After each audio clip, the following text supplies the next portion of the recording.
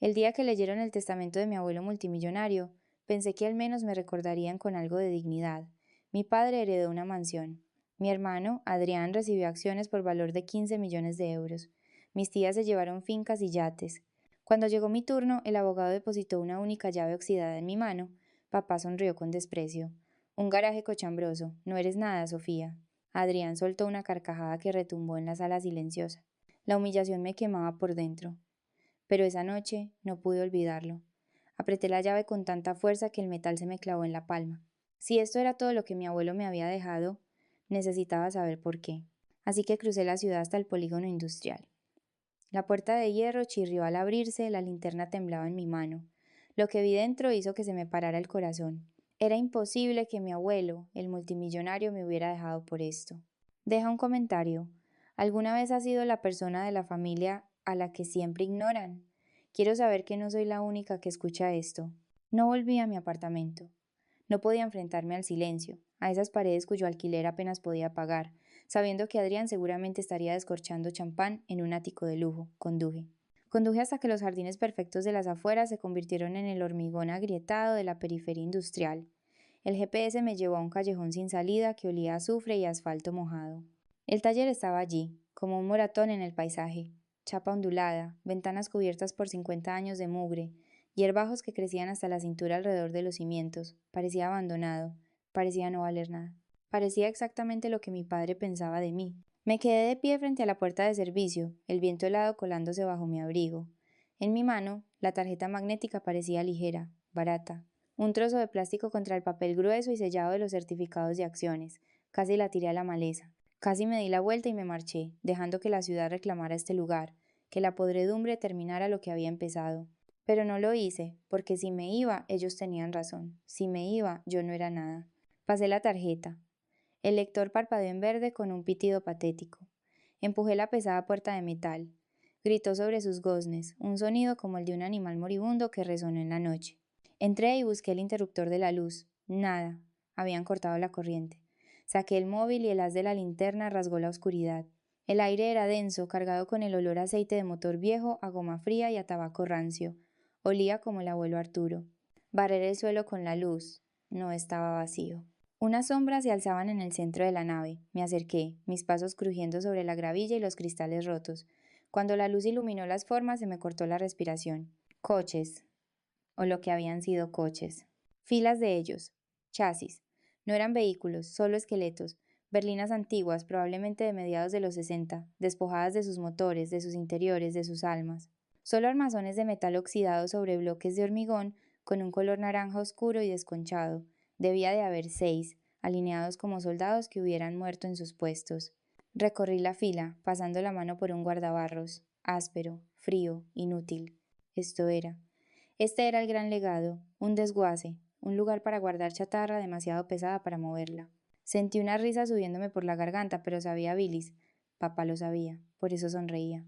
Sabía que el abuelo se había convertido en un acumulador en su vejez, guardando chatarra porque no soportaba deshacerse de ella. Y me la dejó a mí porque yo era la única lo bastante sentimental, lo bastante estúpida como para que me importara. Me senté en un banco de trabajo polvoriento, sintiendo como la rabia se me escapaba de las piernas. Miré aquellos armatostes oxidados. Eran basura, solo basura pesada e inútil. Pero soy historiadora, soy archivista. Mi trabajo es encontrar la historia entre los escombros. Mi trabajo es ver valor donde todos los demás ven desperdicios. Me levanté, fui hasta el portón principal y corrí el pesado cerrojo. ¡Clang! El sonido fue definitivo. No me iba a ir. Cogí un trapo del suelo y limpié el banco de trabajo, despejando un espacio lo bastante grande como para tumbarme. Si este era mi territorio, iba a tomar posesión de él.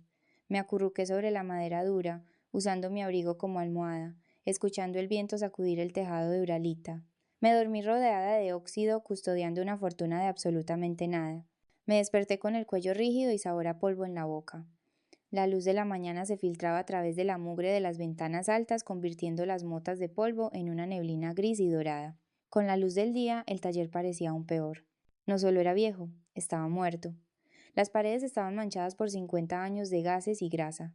El suelo de hormigón era un mapa de grietas y derrames de aceite. Me incorporé en el banco, tiritando dentro de mi abrigo. La batería de mi móvil estaba en rojo.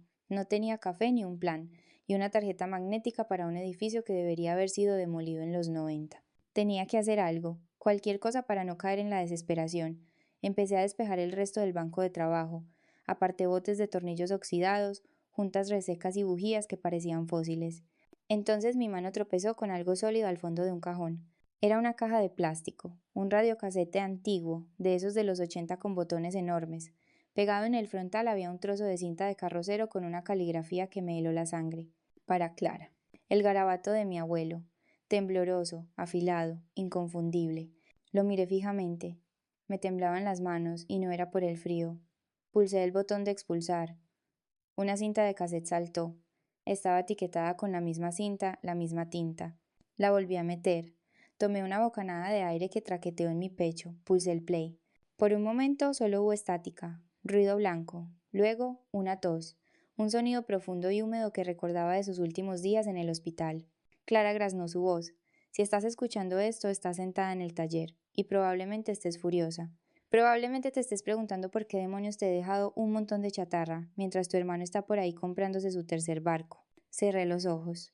Oírle fue como un golpe físico. No te he dejado fuera, Clara continuó la voz, ahora más fuerte. Te he mantenido a salvo. Fruncí el ceño mirando el radiocassette. ¿A salvo? Llevaba 4 años cenando fideos instantáneos. Había hecho turnos dobles mientras Adrián se iba de fiesta en un yate. Los observé, dijo el abuelo.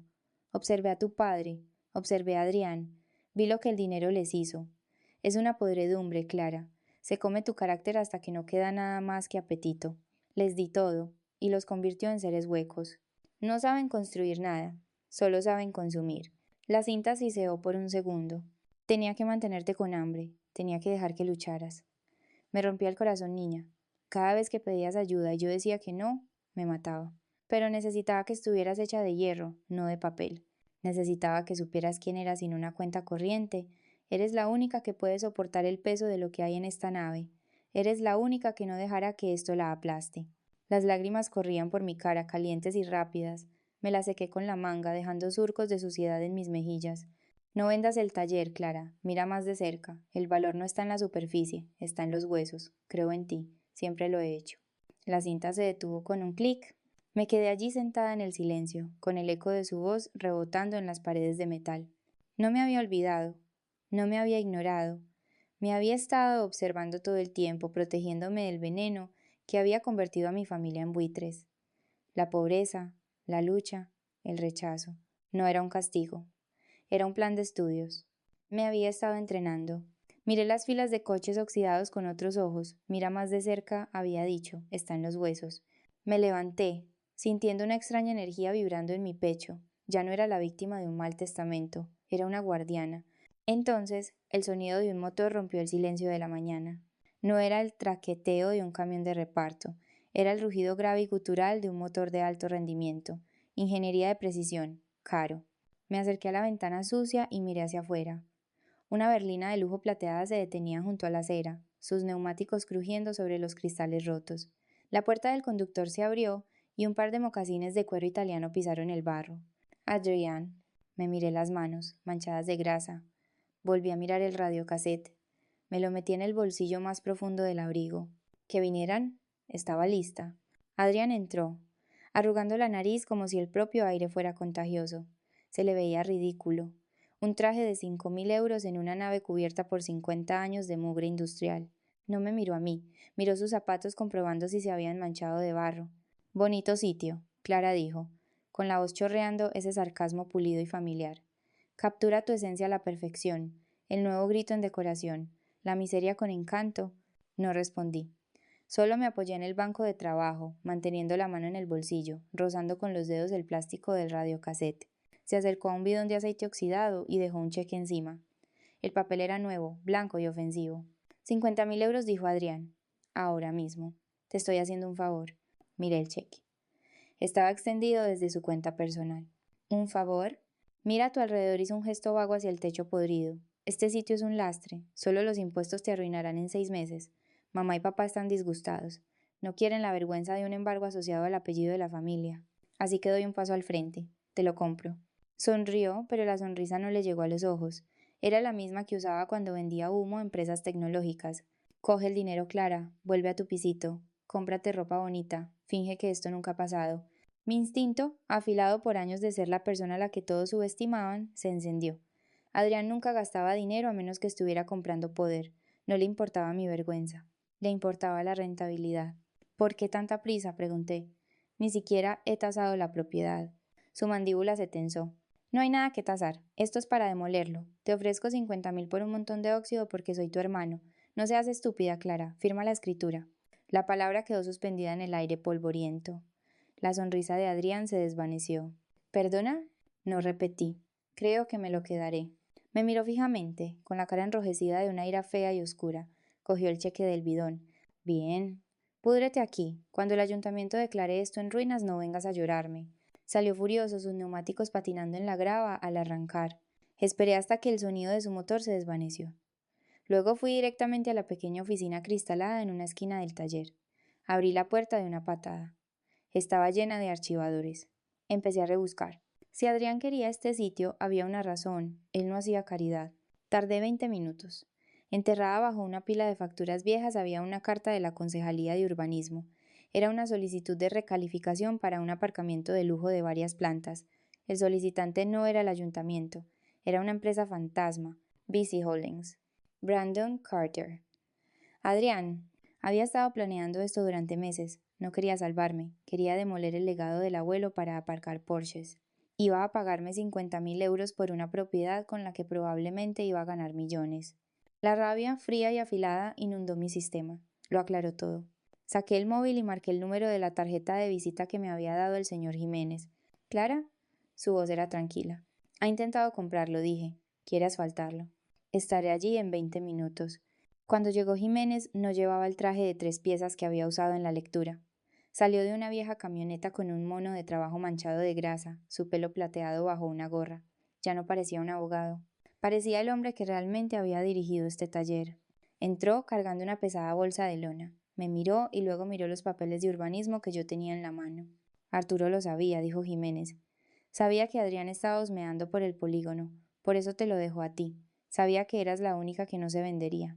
No sé lo que estoy buscando, señor Jiménez, pero sé que no es un aparcamiento. Jiménez sonrió y por primera vez parecía un cómplice. Llámame Jaime. No solo era el abogado de Arturo Clara. Fui su jefe de mecánicos durante 40 años. No se fiaba de los trajeados, se fiaba de la gente que sabía usar una llave inglesa. Dejó caer la bolsa de lona al suelo con un fuerte ruido metálico. Abrió la cremallera, revelando un juego de herramientas industriales. Llaves de impacto, amoladoras, palancas. Tu abuelo no te dejó un desguace, dijo Jiménez entregándome una pesada llave de acero. Te dejó un rompecabezas, es hora de trabajar. Cogí la llave, era pesada, sólida, fría contra mi palma. Jaime me llevó hasta el coche del centro, la berlina oxidada de 1965 que había estado mirando la noche anterior. Este dijo. Arturo lo llamaba la cámara acorazada sobre ruedas. Pasó 3 años construyéndolo. Todo el mundo pensaba que solo estaba trasteando. ¿Qué estoy buscando?, pregunté. El peso, dijo Jaime. Empieza por los paneles laterales. Me puse a ello. Encastré la llave en los tornillos oxidados. Estaban agarrotados. Eché todo mi peso, gruñendo con el esfuerzo. El primer tornillo chirrió y luego saltó. Luego el segundo. Luego el tercero. Me ardían los brazos. El sudor me goteaba en los ojos. Esto no era un delicado trabajo de archivo. Esto era fuerza bruta. Sentaba bien. Era como si estuviera derribando cada insulto que mi familia me había lanzado. Después de 20 minutos, el panel del lado del conductor se soltó. Jaime me ayudó a quitarlo. Cayó al suelo de hormigón con un sonido que no era normal. No resonó como la chapa. Sonó sordo, pesado, denso. Miré a Jaime. Él asintió hacia el bastidor expuesto. Ráscalo. Cogí una lima de su bolsa. La pasé por el óxido naranja oscuro del chasis. La capa oxidada se desprendió. Debajo no había gris acero, ni negro hierro. Era un blanco plateado, mate, pesado, no brillaba. Tenía un resplandor profundo y lustroso que se tragaba la luz. Lo toqué. Era más frío que el acero, más pesado. ¿Qué es esto? Susurré. Platino, dijo Jaime, de grado industrial. Arturo no se fiaba de los bancos, y no se fiaba del oro. Demasiado blando, demasiado obvio. Fundió toda su fortuna líquida en lingotes de platino, y los moldeó como piezas de coche. El chasis, los paneles, el bloque del motor, todo es platino, pintado para que parezca óxido. Miré el coche fijamente. No era chatarra, era un bloque sólido de metal precioso. ¿Cuánto? Pregunté, con la voz temblorosa. ¿A precios de mercado actuales? Jaime hizo un cálculo rápido. Solo el chasis vale unos 8 millones. Toda la colección de este taller, estás hablando de más de 20. 20 millones de euros. Mi hermano había heredado 45 millones en acciones de papel, números en una pantalla que podían desplomarse mañana. Mi padre tenía una mansión que necesitaba un ejército de personal para mantenerse. Yo tenía 20 millones de euros en metal sólido e indestructible disfrazado de basura. Él lo sabía, dije, mientras la revelación me inundaba. Sabía que Adrián miraría esto y vería basura. Sabía que papá vería una monstruosidad. Y sabía que tú lo mirarías y verías algo que merecía la pena salvar, dijo Jaime. Por eso te dio el taller. Eres la única que pasó la prueba. Mi móvil vibró en el bolsillo. No era un mensaje. Era una notificación de la aplicación de seguridad que había instalado en la puerta del taller. Movimiento detectado. Miré la imagen granulada en mi pantalla. Un todoterreno negro acababa de aparcar.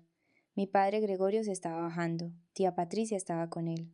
Y detrás de ellos, con aire petulante e impaciente, estaba Adrián. No habían venido a disculparse. Habían venido a quitármelo.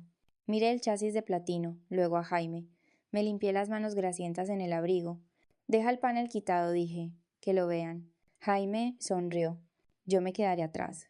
Caminé hacia el portón principal. Podía oírlos fuera, la vozarrón de mi padre, las quejas agudas de Patricia sobre el barro. Quité el cerrojo y abrí la puerta de par en par. Estaban allí de pie como una delegación real visitando un barrio marginal. Gregorio con su abrigo de cachemir, Patricia agarrando sus perlas, Adrián mirando su reloj. Clara, dijo Gregorio, dando un paso al frente. No me miró a mí, miró más allá, a la chatarra. Tenemos que hablar. Esta tontería ha durado demasiado. Hola, papá, dije. No retrocedí. Me planté en la entrada, bloqueándoles el paso. ¿A qué debo el placer? Estamos aquí para ayudarte, dijo Patricia, con la voz chorreando una falsa compasión. Adrián nos dice que te niegas a vender. Cariño, mira este sitio. Es un peligro para la salud. No puedes manejar esto. Tengo un notario en el coche, intervino Adrián, sosteniendo una carpeta. Y un nuevo cheque. 55.000. Es mi última oferta. Firma la escritura clara. No seas idiota. Los miré. Los miré de verdad. Durante años su juicio se había sentido como un peso aplastándome el pecho. Ahora simplemente parecían pequeños, codiciosos, desesperados. Tenéis razón, dije. No puedo manejar esto sola, por eso he contratado a un mecánico. Me hice a un lado. Adelante. Hay algo que deberíais ver. Gregorio pasó por encima de un rollo de cable, con el rostro contraído por el asco. Patricia se llevó un pañuelo a la nariz. Parecían turistas en una zona de guerra, aterrorizados de mancharse la ropa. Esto es ridículo, ladró Gregorio, su voz resonando en el acero ondulado.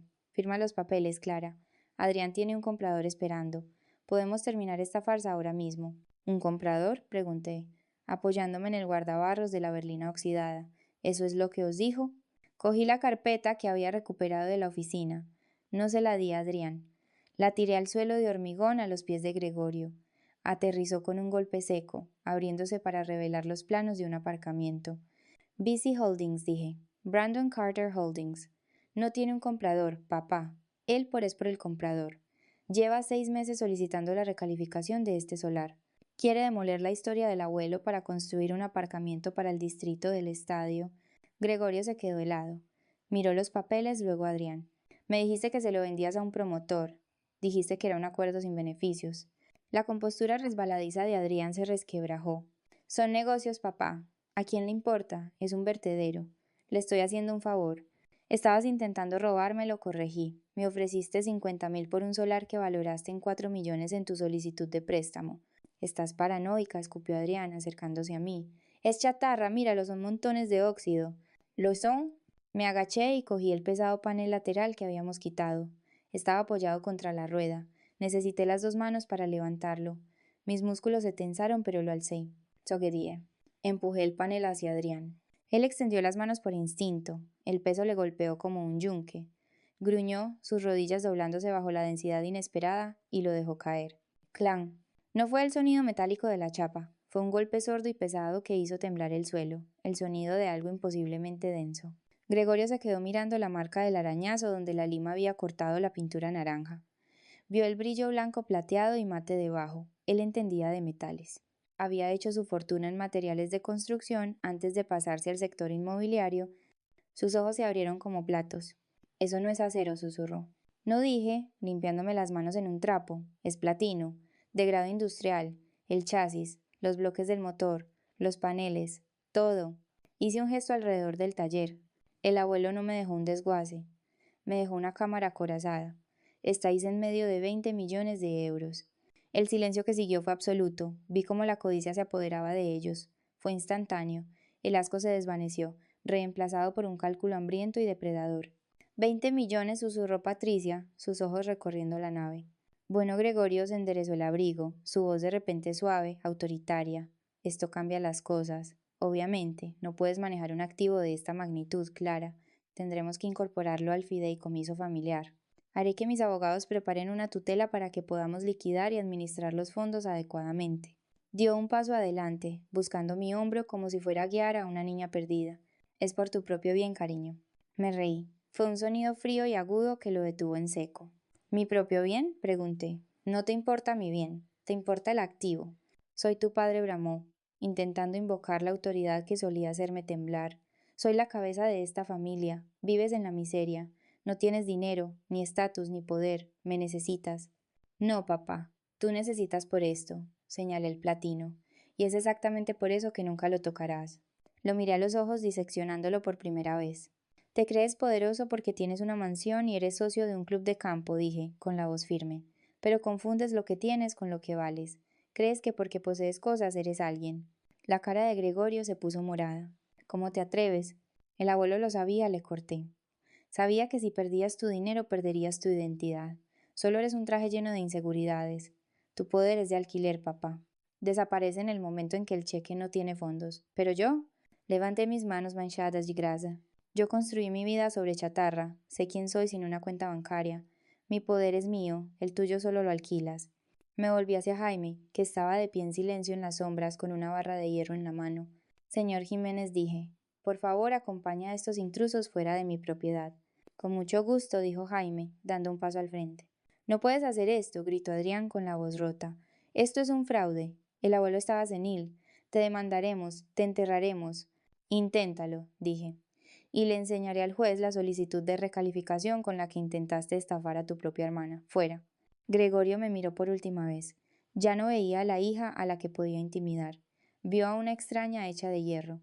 Se dio la vuelta y se marchó, pareciendo más pequeño de lo que nunca lo había visto. Adrián retrocedió cuando Jaime se acercó, su cara una máscara de pánico.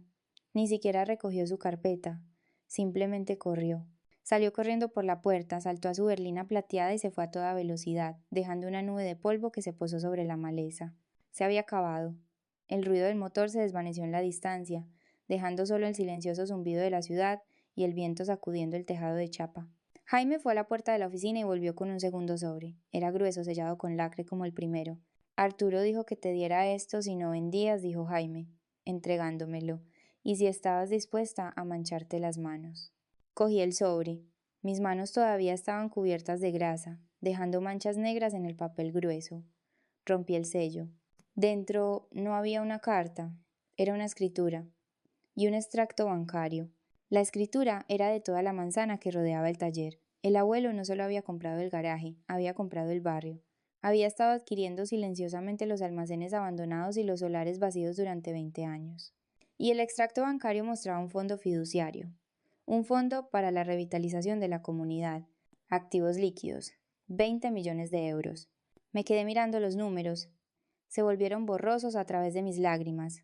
No solo quería que fuera rica, susurré. Quería que fuera una constructora. Quería que fueras la arquitecta, corrigió Jaime. Sabía que este barrio se estaba muriendo. Sabía que Adrián simplemente lo asfaltaría todo.